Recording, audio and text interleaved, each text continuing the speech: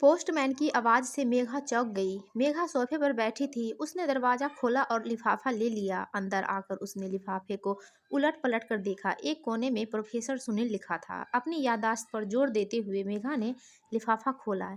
इसी के साथ एक धुंधली सी याद मेघा के दिलो दिमाग पर छा गई। वह कॉलेज में बीए अंतिम वर्ष की छात्रा थी। तभी प्रोफेसर सुनील ने कॉलेज ज्वाइन किया था। वह हिंदी विषय पढ़ाया करते थे। मेघा शुरू से ही शौक एवं चंचल थी। मीरा के कृष्ण शोध पर चर्चा करते हुए प्रोफेसर सुनील ने कहा था, आज न मीरा जैसी प्रेमिका और न ही कृष्ण जैसा चरित्र।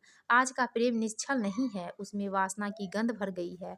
इसका विरोध मेघा ने बड़े जोरदार शब्दों में किया था। सर, प्रेम देश या काल से बंधा नहीं रहता। हर समय में हर तरह के लोग हमारे समाज में होते आए हैं। उस समय भी दुशासन और दुर्योधन जैसे लोग थे।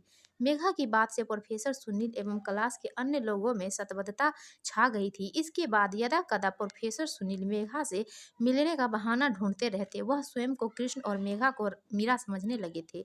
लेकिन मेघा की स्पष्ट राय थी कि वह मीरा नहीं राधा बनने को तैयार है, क्योंकि पढ़ाई खत्म करने के बाद उसे अपने पिता को उनकी जिम्मेदारी से मुक्त करना था। इसी तरह उधेड़ बुन चलती रही और मेघा की शादी मनीष से हो गई, जो एक कंपनी में मैनेजर था। पिछले 7 सालों में मेघा अपने घर, पति और बेटे आदि में इस तरह रम गई थी कि उसे किसी और के बारे में सोचने का समय ही नहीं मिला।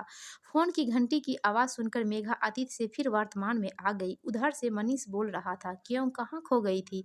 बड़ी देर से घंटी बज रही है। मेघा ने अपने आप को संभालते हुए कहा, नहीं, बस यूं ही थोड़ी आंख लग गई थी। हाँ कहो, कैसे फ़ोन किया? मनीष ने शैतानी भरी आवाज़ में कहा।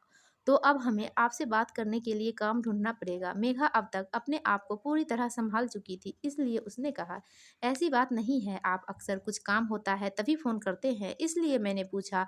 मेघा ने बड़ी सहजता से कहा। मनीष ने बड़ी खुशी से उसे बताया, शाम को तैयार रहना, फिल्म देखने चलेंगे, खाना बाहर ही खाएंगे। मेघा ने खुशी से जी अच्छा कहते हुए फ़ोन रख दिया। फिर हाथ में दबे लिफाफे को देखा। एक मन हुआ कि वह इसे बिना पढ़े ही फाड़ कर फेंक दे, लेकिन फिर अपने को रोक नहीं सकी और पत्र पढ़ने लगी।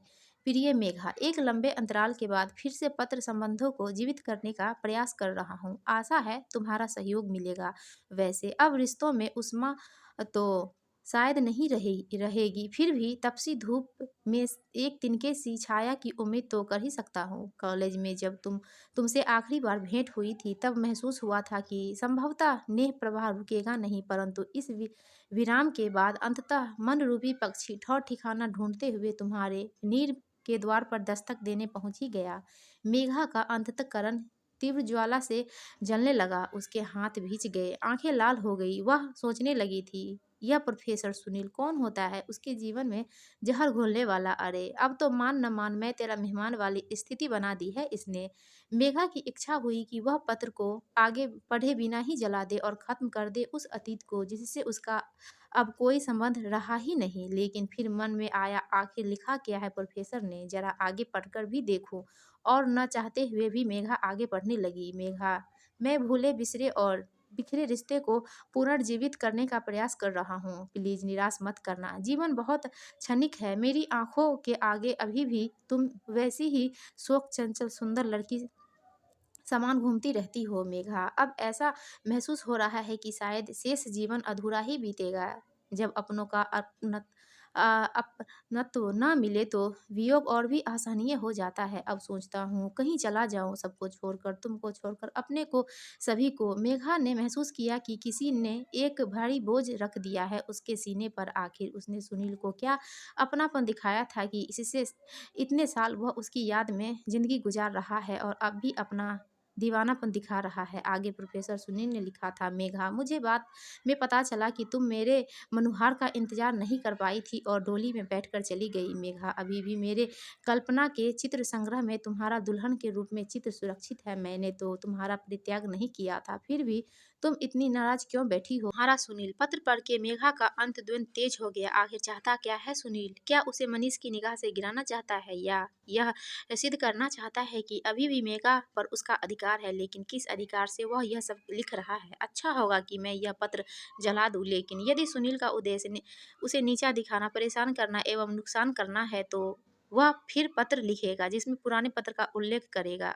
अभी तो पत्र मेरे पास है, कभी मनीष के हाथ लग गया और उसने पढ़ा तो एक अज्ञात भय से मेघा के शरीर में सिहरन सी दौड़ गई। या फिर मनीष को इस पत्र के साथ सब बता देना चाहिए कि उसका सुनील से कभी कोई संबंध नहीं रहा। पुरुष का मन इतना विशाल नहीं होता कि कोई उसकी पत्नी को चाहे और वह पत्नी पर संशय न करे। अरे वह तो यही सोचेगा न कि कहीं तो आग लगी होगी, तभी तो धुआं उठ रहा है। एक बार मेघा के मन में आया कि वह सुनील को उसके दिए पते पर पत्र लिख दे कि वह इस तरह से पत्र न लिखे। लेकिन यदि सुनील ने उस पत्र को ही आधार बनाकर मनीष से सीधे पत्राचार किया तो फिर मैं क्या करूं? मेघा सोच ही नहीं पा रही थी। दाम्पत्य जीवन का आधार विश्वास की दीवार होती है। जब उसी में कोई सेंध लगा दे तो उस सेंध के भरने तक तो बिखराव आ ही जाता है और फिर सेंध को भरने पर उसमें धब्बा लग ही जाता है। तभी कॉल बेल की आवाज़ से मेघना के अंतद्वंद के विराम लग गया। आदि सामने खड़ा था, नाराजगी से बोला, क्या मम्मी, इतनी देर से घंटी बजा रहा हूँ और आप है कि? मेघा ने कहा, बेटे यूं ही आंख लग गई थी। और वह आदि के कपड़े बदलकर नाश्ता बनाने चली गई। इसी सब में कब 6 बज गए मेघा को पता ही नहीं चला। मनीष ने आते ही कहा, अरे अभी तक तुम तैयार नहीं हुई? मेघा ने बेमन से कहा, अभी तैयार हो जाती हूँ। वापस लौटते हुए मेघा ने मनीष को टटोलने के अंदाज से पूछा, फिल्म में जिस तरह खलनायक को दिखाया गया था ऐसा वास्तविक जीवन में हो सकता है क्या? तब मयंक ने गाड़ी चलाते हुए लापरवाही से कहा, मेघा, फिल्मों की कहानी और वास्तविक जीवन की कहानी में जमीन आसमान का फर्क होता है। लेकिन इनकी कहानी भी तो आम लोगों के जीवन पर ही आधारित होती है। मनीष ने फिर कहा, अरे मेघा, तुम भी कहाँ फिल्म में के उस भाग को लेकर बैठ गई? अरे उसमें रोमांस कॉमेडी भी तो थी। दोनों हंसने लगे। घर आकर मनीष जल्दी सो गया, जबकि मेघा की आंखों से नींद कोसों दूर थी। सुबह नाश्ता बनाते समय मेघा की आंखें जल रही थी, मन व्याकुल सा था, सिर भारी। बड़ी मुश्किल से नाश्ता बना सकी थी, इसलिए नाश्ता जल गए थे। तभी आदि ने टोका, आज तो मम्मी ने वैसे ही नाश्ता बनाए हैं पापा, जैसे शादी के बाद पहली बार बनाए होंगे। आदि के बात से सभी हंस दिए। काफी उधेड़ बुन के बाद आखिर मेघा ने एक निर्णय ले ही लिया था। जब मनीष ऑफिस जाने की तैयारी कर रहा था, तब उसका सामान बैग में रखते हुए सबसे ऊपर उसने प्रोफेसर सुनील का पत्र भी रख दिया। अब निर्णय पूरी तरह से मनीष पर था। मनीष और आदि के जाने के बाद मेघा सोचने लगी, मनीष ने अपना बैग खोला होगा, फिर उसको सुनील का पत्र दिखा होगा, उसे उसने पढ़ा होगा और अब यह जानने के लिए कि उस पत्र का क्या प्रभाव पड़ा, मेघा ने ऑफिस फोन लगाया। उधर मनीष की सेक्रेटरी की आवाज़ आई, मैडम, कॉन्फ्रेंस हॉल में मीटिंग चल रही है, साहब वहीं व्यस्त है, कोई मैसेज हो? लेकिन तब तक मेघा ने फ़ोन काट दिया। अक्सर ऐसा होता था कि मेघा जब फ़ोन करती तो मनीष नहीं मिलता, तब उसे जब भी समय मिलता वह ज़रूर फ़ोन करता था। लेकिन शाम होने को आ गई थी, मनीष ने फ़ोन नहीं किया। रात को करीब 9 बजे ज़रूर फ़ोन आया था कि आज वह व्यस्त रहेगा, इसलिए वह और आदि खाना खा ले। उस रोज मनीष देर रात लौटा और सो गया। सुबह जब जब तक मेघा जागती, मनीष जा चुका था। इस सब घटनाक्रम में से मेघा टूट गई। वह समझ गई थी कि मनीष ने सुनील का पत्र पढ़ लिया है, इसलिए वह ऐसा व्यवहार कर रहा है। लेकिन जो भी हो, अब तो निर्णय उसी पर है।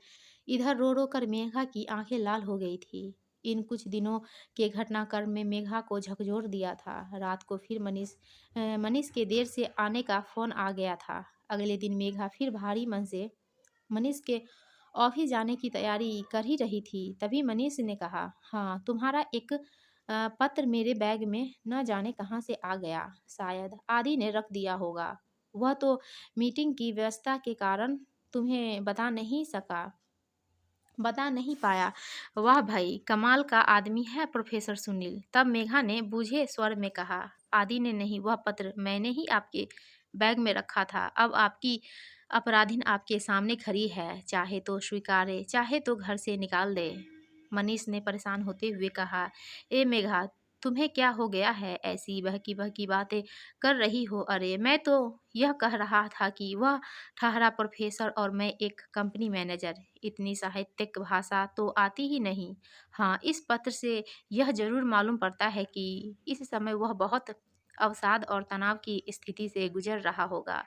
जब कभी मनुष्य के जीवन में ऐसी स्थिति आती है तो वह उम्मीद करता है अपनों से सहानुभूति की, अपनेपन की, और याद आता है उस अतीत की जो उसके जलते हुए दिल पर शीतल बौछारों का काम करे। मेघा के सब्र का बांध टूट गया था। वह फपक फपक कर रो पड़ी और मनीष के सीने से लग गई। मनीष ने कहा था, पगली, इन 7 वर्षों में मैं क्या तुम्हें इतना भी नहीं समझ पाया? और फिर दाम्पत्य जीवन का मूल आधार ही विश्वास है। तो फिर क्या उस सुनील का यह पत्र हिला सकता था? सुनील ने यह पत्र बेहद भावुकता में लिखा है, लेकिन हमने तो उसे वास्तविक धरातल की पृष्ठभूमि पर पढ़ा है। तुम चिंता मत करो, सुनील को मैं जवाब दूंगा। उसे अपनी ज़िंदगी अपने तरीके से शुरू करने के लिए कहूँगा, ना कि दूसरे की ज़िंदगी में ताक झांकी करते हुए गुजारने के लिए।